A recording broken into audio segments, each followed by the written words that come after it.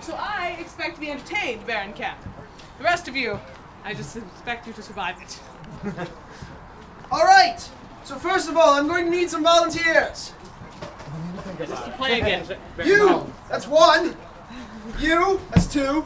You've just been volunteered for three. Well, Winter must represent. Let's see, I need three more. I need three more volunteers. 3 more volunteers, yes! I shall represent for Gore. Oh, very good, very good. All right, 2 more. Come on, 2 people. I will pick you. It does not. It requires you to stand here and look funny. Volunteer. There's. I need 1 more volunteer. You've got that down already. Yes, sir. In the blue Knight's shirt. gonna represent. Good heavens, no one wants to volunteer for you. No, Lord Olaf never had these problems. Perhaps Autumn simply cannot muster its men. Anyway. Because one is down over here.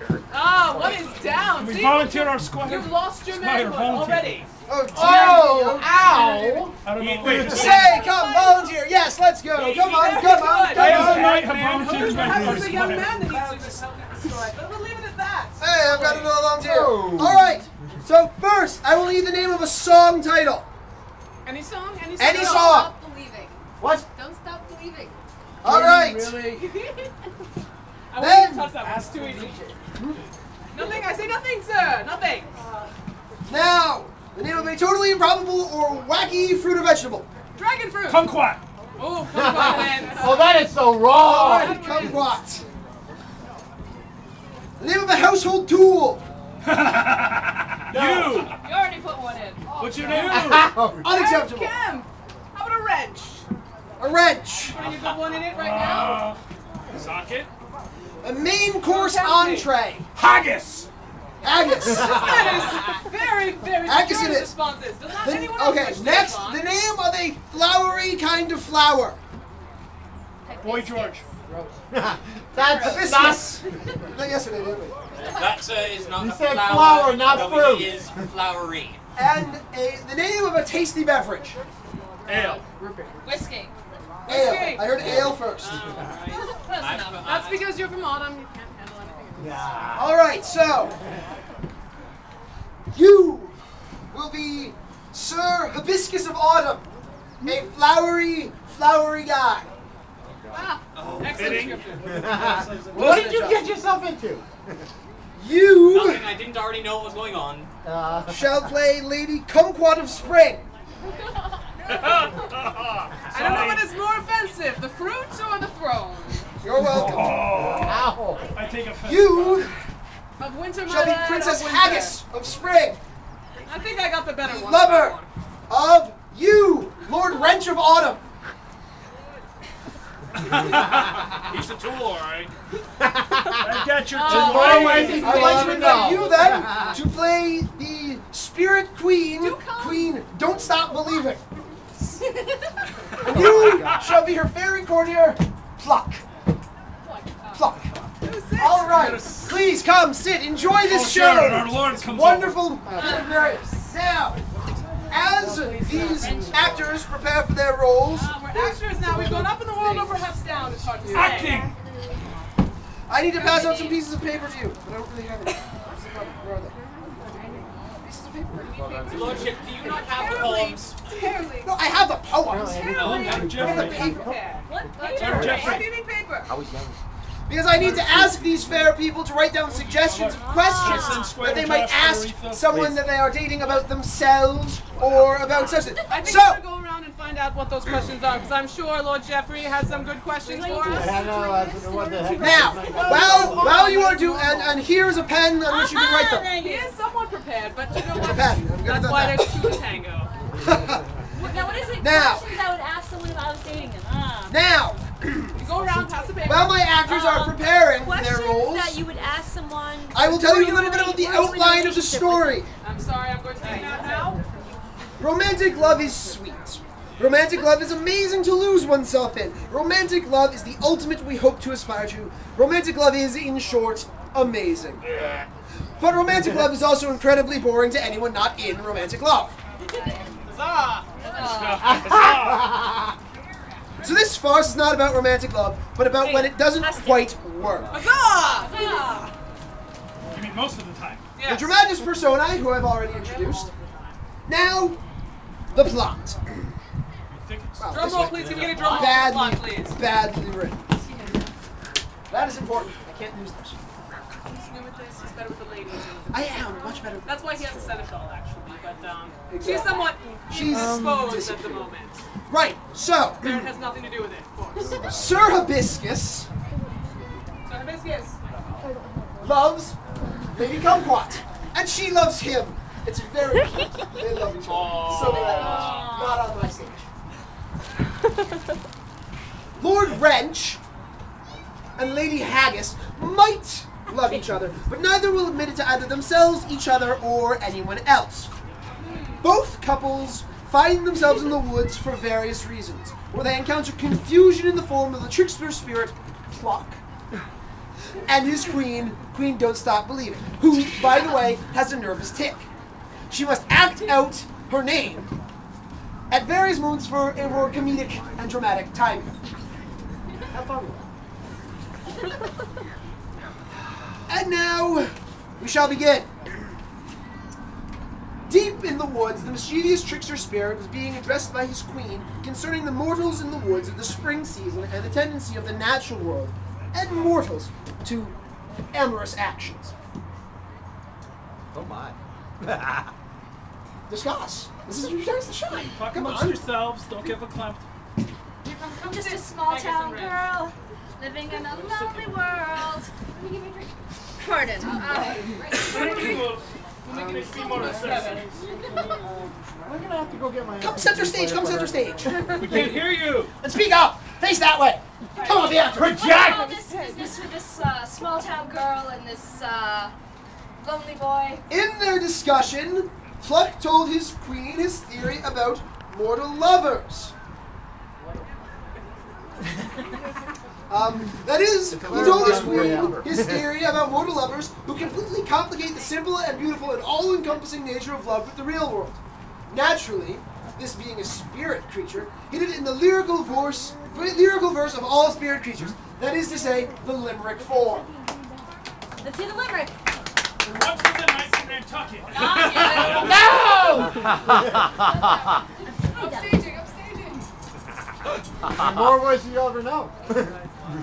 Pale maiden night, we saw in each other the light. He offered his honor, she honored his offer, and it was honor and offer all night. The queen ventured her own opinion, stating that her belief that it was, in fact, from all the complications of the mortal world that true romantic love arises, and that when mortals love despite that complexity, that is the reason for the greatness of their love. Don't stop, believe. That is to say, she said that, well, she indulged. Pluck disagreed. I disagree. The queen disagreed with his disagreement. You are wrong, sir. Things looked ugly for a moment or two. The queen then said that she would indulge in a wager to settle the matter of who was right. She then instructed Pluck to wait until the mortals would come into the woods and then cast a spell on them to make them go to sleep. While they slept, he would use the ale to place a love spell upon the mortal man, which would cause him to fall in love with the first woman he laid eyes upon, and, of course, Pluck would move the female away while the mortals slept. The spirits would then follow what transpired when the male awoke and saw another than his original love. In this way, they would settle the bet and between them know, mortals made love complex or complexity made mortal love. And she did this in limerick form of curse while indulging in her nervous tick.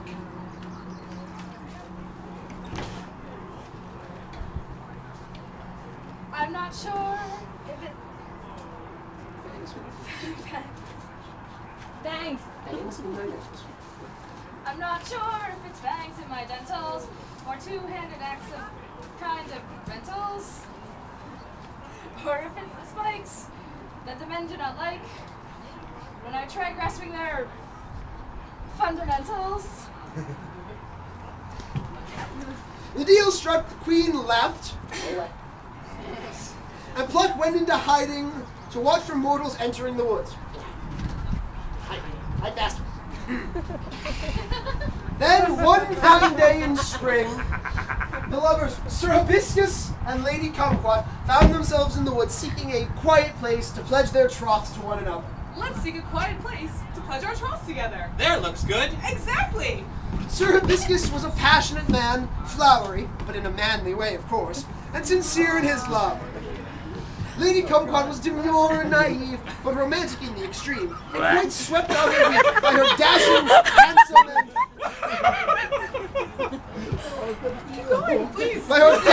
handsome, and quite frankly, fabulous lover. Alright, sweep me off my feet. Got it. Inspired by the beauty of the natural world coming to life around them, and by the love they shared one with the other, Sir Hibiscus fell to one knee and declaimed in verse his absolute love for Lady Kumquat. In limerick form? Shaboo. She is the one, in golden light I see her in my dreams. She is to me exactly what she seems. She is the one. Like solstice rain, her heady scent is fresh. Her eyes are clear, her lips are dear. Her blush is pristine, fire-banked in flesh. She is the one who melts the lump of ice inside my soul, whose heart is hearth-stoked full of smoldering coal. She is the one. Guess I work hard. Lady Kumquat was quite swept off her feet, and her heart beat smolderingly within her chest. Overcome with emotion, she responded to her lover in verse. It's important to find a man who finds you attractive. It's important to find a man who makes you laugh. It's important to find a man whom you can trust. It's important to find a man who enjoys being physical with you. And it's really, really, really important that none of these men ever meet. The lovers embraced, and, well, you know, they embraced. And that was it. Then they fell asleep together in the peaceful wood. Right, that was all that happened, honest. At this point, Pluck came out of hiding to behold the two in repose. With him he carried a potion of ale. He's got ale somewhere. Found fortuitously nearby as he hid in the woods. Look at that. And proceeded to use it to place the love enchantment upon Sir Hibiscus. I just dumped it on. I just poured it on his head. Pluck then helped Lady Kumquat to her feet and helped her sleepwalk off into the woods, which are conveniently over there. Sleeping, which way? Come on! Go, over there. Around this time, Lord Wrench and Princess Haggis arrived at this spot, having been out in the woods on patrol. You know, together, because they wanted to be alone, patrolling. Anyway, they saw Sir Hibiscus, so did what anyone would do in that situation. Kick him in the head. Wow. Oh, great. Now you got mud on. Uncomfortable Sir Hibiscus silence. responded in his usual fashion, considering that he was in fact sleeping, not bleeding to death. When he awoke, the first thing he saw was the face of Princess Haggis, and he was instantly smitten. But before he could say anything, Lord Wrench and Princess Haggis asked why he was in the woods, had he been attacked, and what had happened. Why are you in the woods? Have you been attacked? What happened? Sir Hibiscus, slightly dazed by the enchantment upon him, rose to one knee and declared his undying love for Princess Haggis, you know, in verse.